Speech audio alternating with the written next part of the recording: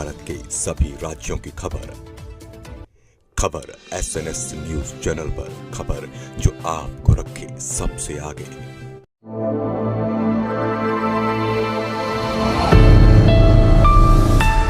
नमस्कार। 2030 का भारत देख रहे हैं आप, और 2030 के भारत पर हम लगातार नए नए चेहरों से बात करते आते हैं। मुद्दे हमारे वही होते हैं, गरीबी, भूखमरी और शिक्षा। इन तीनों ही मुद्दों पर आज भी हम एक नए चेहरे से बात करेंगे, और जिससे हम बात करने जा रहे हैं उनके बारे में बता दूं। मजीद मेमन जी से हम बात कर रहे हैं। राज्यसभा सांसद रह चुके हैं एनसीपी से, और हाल फिलहाल में एआईटीएमसी को बिलोंग करते हैं। साथ ही साथ बता दूं कि एक क्रिमिनल लॉयर रह चुके हैं, बहुत हाई प्रोफाइल केसेस भी इन्होंने हैंडल करे। सर, सबसे पहले तो आपका बहुत बहुत स्वागत है। तो सर, जिस तरह से हम 2030 के भारत की बात कर रहे हैं, गरीबी, भुखमरी और शिक्षा की बात कर रहे हैं, एक सबसे पहला और सबसे अहम सवाल आपसे पूछना चाहती हूँ कि 2030 में आप भारत देश को कहाँ देखते हैं, गरीबी, भुखमरी और शिक्षा के पैमाने पर? देखिए, 2030 यानी लगभग 5-6 साल का अभी अवसर और है। अगर भारत को आप इस दृष्टि से देखें कि 21वीं शताब्दी में पिछले 24-25 वर्षों में भारत ने कितनी प्रगति की है, तो मैं समझता हूं कि किसी भी भारतीय नागरिक के लिए ये गौरव की बात है कि पिछले 25 वर्षों में हमने काफी प्रगति की है और विश्व में अपना एक अच्छा मकाम बनाया है। ये बात इसलिए कि भारत में नेचुरल रिसोर्सेज जो हैं वो काफी खुशनसीबी है भारत की, कि भारत के पास नेचुरल रिसोर्सेज हैं। और उसके अलावा सबसे बड़ा जो एक उपलब्धि भारत की है, सबसे बड़ी एक प्लस पॉइंट है, वो ये है कि भारत एक मैन पावर है। हमारे पास जो 140 करोड़ लोग आज बसते हैं भारत में, विश्व में एक बहुत बड़े देश की रूप में, तो ये एक मैन पावर जो हमारा है वो हमें बाकी के देशों से आगे रखता है। ये और बात है कि 140 करोड़ लोगों के लिए सब तभी सुविधाएं पैदा करना, उनकी गरीबी दूर करना, उनको नौकरी का रोजगार मुहैया करना, ये सब कठिन मसले हैं। और उस दृष्टि से भारत में गरीबी भी है आज। और विश्व की जो लिस्ट बनती है कि या तो हंगर लिस्ट बनती है या फिर प्रोग्रेस लिस्ट बनती है, उसमें हम काफी नीचे आते हैं। हमारी जो पोजीशन है वो उसमें बहुत ज्यादा कुछ अच्छी नहीं है। मगर फिर भी मैं समझता हूँ कि आज भारत में जिस तरह का प्रशासन चल रहा है, ये तो हमने 2024 में एक नई सरकार फिर से चुन कर दी है। भारत के 140 करोड़ लोगों ने इस तरह से 5 वर्ष के काल के लिए एक लोकतांत्रिक व्यवस्था में एक प्रशासन को का निर्माण किया है। कि उन्होंने पिछले 10 वर्ष तक के सरकार चलाई है, और ये उनका तीसरा टर्म है मोदी जी का, भारतीय जनता पार्टी की सरकार का। मगर अब जरा मिली जुली सरकार है तो थोड़ा सा बदलाव आया है। और इतना है कि अ, कुछ दंगे या कुछ आपसी धार्मिक चीजों को लोकतांत्रिक जीवन में लाना, इसकी वजह से कहीं कहीं कुछ मसले हुए हैं। जहाँ तक के कानून और व्यवस्था की बात भी है, तो हमने देखा कि हम कुछ ज्यादा सफलता प्राप्त नहीं कर सके। हमारे देश में आज भी महिलाओं पर अत्याचार होते हैं और गुनाह होते हैं तो अदालतें बहुत धीमी गति से चलती हैं, कई वर्षों तक के न्याय नहीं हो पाता। गरीबी रेखा में भी बहुत सारा एक जनता का हिस्सा आज भी पड़ा हुआ है। और अमीर और गरीब के दरमियान जो फर्क है, वो अगर किसी भी देश की प्रगति को आपको नापना हो, तो उस दृष्टि से अमीर और गरीब का के बीच का फर्क जो है वो कम होना चाहिए।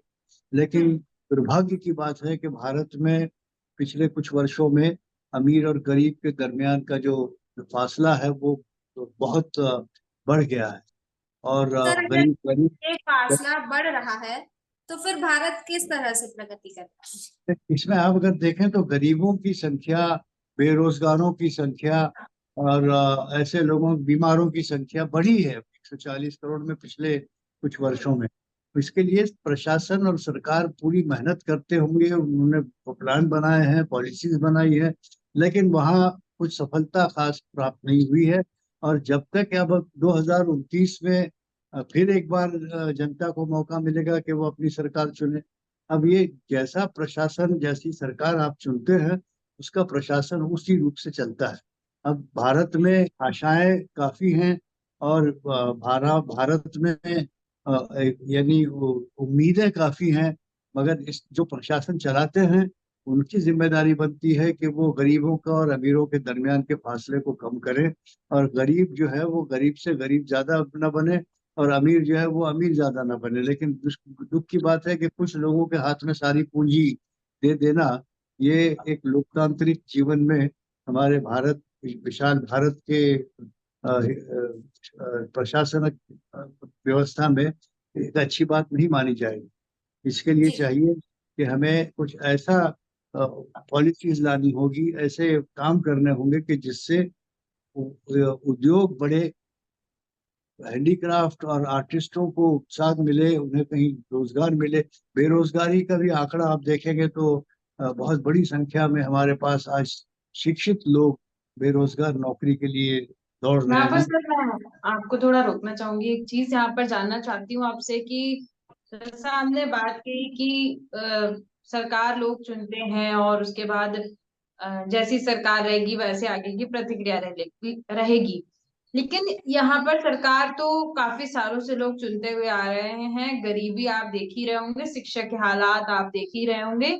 और बात रही भारत देश को शून्य गरीबी का लक्ष्य जो मिला है वो हासिल करने की, 2030 तक का लक्ष्य मिला हुआ है। अब अभी का सिनेरियो देखते हुए अगर हम 2030 की कल्पना कर रहे हैं तो जाहिर सी बात है, अगर इस तरीके से सरकार अपना जो है वो काम करती नजर आएगी तो लक्ष्य बिल्कुल भी नहीं प्राप्त हो पाएंगे। आपने कहा कि पॉलिसीज आ रही हैं लेकिन इम्प्लीमेंटेशन में कहीं ना कहीं कमी रह जा रही है, तो मैं वही लूप होल्स जानना चाहती हूँ कि आखिर क्या कमी रह जा रही देखिए, 2030 का हमारा लक्ष्य अगर हम रखते हैं, तो जिस रास्ते है। पर हम चल रहे हैं उसमें बहुत सारी अच्छाइयां भी होंगी, लेकिन काफी कमजोरियां भी है, काफी ऐसी भी चीजें हैं जहां हमें ज्यादा ध्यान देने की जरूरत है। एक बात गरीबी की, रोजगार की, हम्म। जो हम पहले ही कर चुके हैं। दूसरी बात न्याय की, और कानून और व्यवस्था की। हमने देखा है कि हमारे देश की कानून व्यवस्था जो है वो बहुत ही कमजोर हो चली है, कि जहां अभी ये बंगाल की डॉक्टर की हत्या का मामला सारे देश में चर्चित है, और वो तरह तरह की बातें उसमें, राजनीति और सब चीजें आ रही हैं। बहरहाल, आज हमारे न्यायालयों में लाखों की तादाद में वर्षों तक के मुकदमे पेंडिंग रहते हैं। ये क्यों हो रहा हम्म। है? हमें हमने संविधानिक जिम्मेदारी जो हमारे देश के प्रशासनिक जो व्यवस्था है उनके लिए, जो वो संवैधानिक जिम्मेदारी बनती है कि they must provide inexpensive and speedy justice. जहां हम फेल हो गए, आज हमारे अदालतों से विश्वास लोगों का कम होता जा रहा है, इसलिए कि न्याय प्रणाली की रफ्तार जो है वो बहुत धीमी है। इतनी धीमी है कि कभी कभार लोग अपनी सारी उम्र अदालतों के चक्कर लगाते हैं, और तारीख पे तारीख लेकर सिर्फ मायूस होकर घर जाते हैं, और उनको फैसला मिलता नहीं, न्याय होता नहीं। तो इस बारे में विशेष तौर पर हमारे प्रशासनिक जो अथॉरिटीज हैं उनको विचार करने की आवश्यकता है, चाहे वो जुडिशरी हो, चाहे वो एग्जीक्यूटिव हो, चाहे वो लेजिस्लेचर हो। कि हमें जब तक के हमारी न्याय प्रणाली में सुधार नहीं आएगा, हम स्पीडी जस्टिस के वादे को पूरा नहीं करेंगे, तब तक लोगों का विश्वास न्याय प्रणाली पर घटता रहेगा। और नतीजे के तौर पर जो व्यवस्था है, कि जो लॉ एंड ऑर्डर है या रूल ऑफ लॉ है, वो नुकसान उठाता है, और लोगों को बिल्कुल। गुनाह गुनाह बढ़ते जा रहे हैं। देखिए यहाँ पर आपने न्याय प्रणाली की बात की तो वही बात सामने आती है कि जिस देश की न्याय प्रणाली ही सही नहीं है तो फिर उस देश में न्याय कैसे हो सकता है ना। तो जैसा कि आप अच्छे वकील हैं तो मैं एक चीज जानना चाहती हूँ कि न्याय प्रणाली जो है उसमें काफी सारे लोग उसमें रहते हैं, तो ऐसा तो होता नहीं होगा कि कोई एक पर्टिकुलर व्यक्ति चाह रहा है कि ये केस जल्दी सॉल्व ना हो। आखिर कहाँ से ऐसा प्रेशर रहता है कि लोगों को तारीख पे तारीख मिलती रहती है, 10-10 12-12 साल लोगों को घसीटा जाता है, उसके बाद भी कुछ सामने तथ्य पड़े हुए हैं लेकिन कुछ रिजल्ट सामने नहीं आता तो देखिए, इस है ऐसा। संदर्भ में मैं दर्शकों को आपके ये बताना चाहूंगा कि जी मैंने जो 6 वर्ष का राज्यसभा में काल पाया था, उसमें से 5 वर्षों तक के मैं parliamentary standing committee for law and justice का मेंबर रहा, के सदस्य होने के नाते मैंने बहुत से सुझाव दिए। मैंने उसमें सबसे पहली प्राथमिकता इसी को दी है कि इंस्टेंट जस्टिस, प्रॉम्प्ट जस्टिस। अगर justice delayed is justice denied, ये पूरी यूनिवर्स दुनिया भर में ये बात मानी जाती है। तो हमारे यहाँ तो जस्टिस डिलेड तो रूल है, एक्सेप्शन जो है वो प्रॉम्प्ट जस्टिस है। तो अगर आप, इसके कई कारण है। पहली एक चीज तो ये कि सरकार ने, हमारे जो फिनांस मिनिस्टर हैं, उन्होंने बजट में जुडिशरी के लिए कुछ और रकम देने की आवश्यकता है, ताकि कोर्टों का निर्माण हो, जजों की नियुक्ति हो।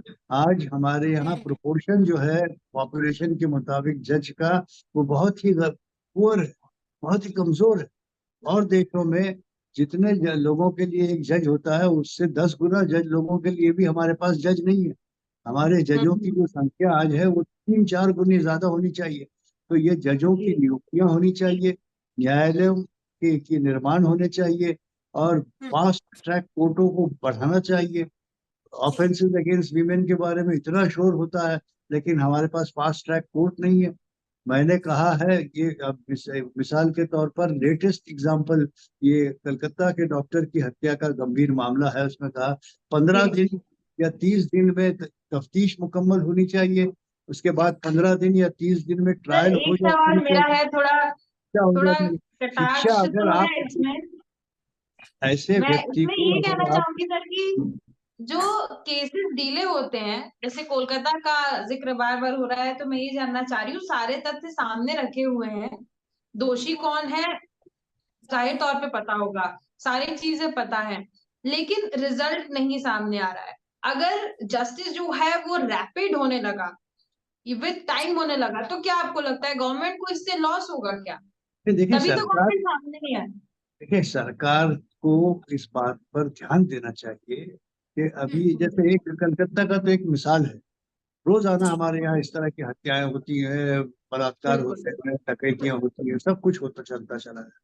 जिसे हम्म गंभीर गुनाह जो होते हैं, जिसमें शिक्षा का प्रावधान है कि सजा मौत दी जा सकती है या उम्र कैद दी जा सकती है, कम से कम हम्म ऐसे गुनाहों के बारे में बगैर फास्ट ट्रैक के वो मुकदमे नहीं चलने चाहिए। और तफ्तीशी अमला जो है, हमारे पुलिस वाले हैं या क्राइम जी ब्रांच है या सीबीआई है या दूसरे जो एजेंसीज हैं, उनको भी इस बात की ताकीद कानून के जरिए होनी चाहिए कि आपकी हम्म तफ्तीश जो है वो 6-6 महीने, साल भर और 2-2 साल भर तक न चले। आप एफएसएल की रिपोर्ट मांगते हैं, आप पोस्टमार्टम की रिपोर्ट, उसके लिए महीनों तक दौड़ते रहते हैं। ये सब कौन से जमाने की बात है?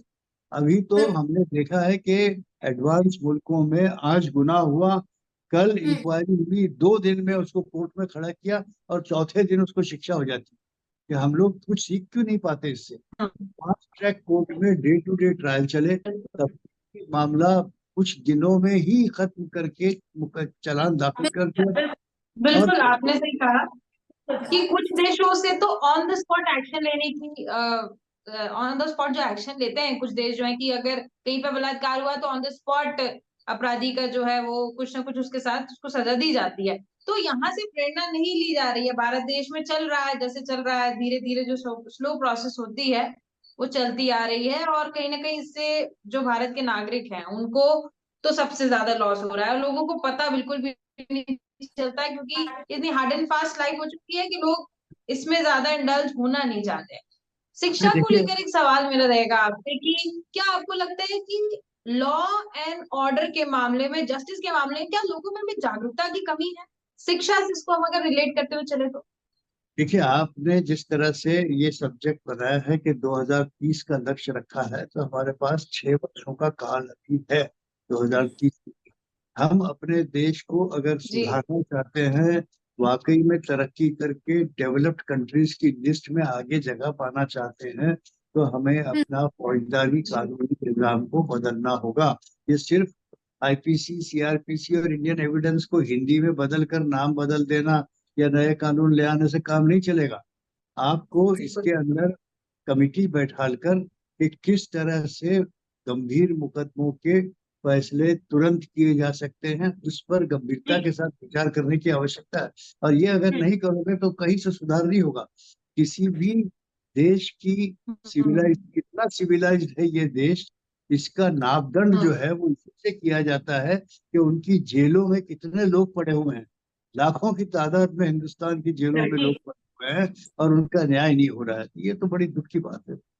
तो सर, जैसे स्नेहा ने भी सवाल किया था, शिक्षा को लेकर बात की थी, तो मैं महाराष्ट्र, क्योंकि आप महाराष्ट्र से बिलोंग करते हैं, तो मैं आपको थोड़ा महाराष्ट्र के ट्रैक पर लाना चाहूंगी और महाराष्ट्र की बात आपसे करना चाहूंगी कि महाराष्ट्र में क्या स्थिति है। जिस तरह से अगर मैं शिक्षा की बात करूं या गरीबी की बात करूं, तो आप महाराष्ट्र को आने वाले 6 सालों में देखते हैं? देखिए, महाराष्ट्र भी इसी देश का एक हिस्सा है। महाराष्ट्र में भी न्याय व्यवस्था का वही हाल है जो और जगहों पर है। कहीं कम है, कहीं ज्यादा है। महाराष्ट्र में भी अभी 4-4 बरस की बच्चियों के साथ बलात्कार किया गया बम्बई में, बम्बई के करीब। तो ये महाराष्ट्र में भी मुकदमे 20-20, 25-25 साल तक बस तय नहीं होते। तो ये तो एक बीमारी जो है वो सारे देश की है, वो चाहे तो वेस्ट ठीक है, बंगाल हो या मैं महाराष्ट्र। समझ रही हूँ सर। ये तो न्याय व्यवस्था की बात हो गई, और जिस तरह से आए दिन अत्याचार होते आ रहे हैं, ये देश भर में चल रहा है और आए दिन चलता रहता है। लेकिन गरीबी, भुखमरी और शिक्षा की अगर मैं बात करूं, तो वहां पर महाराष्ट्र अभी कहाँ पर है?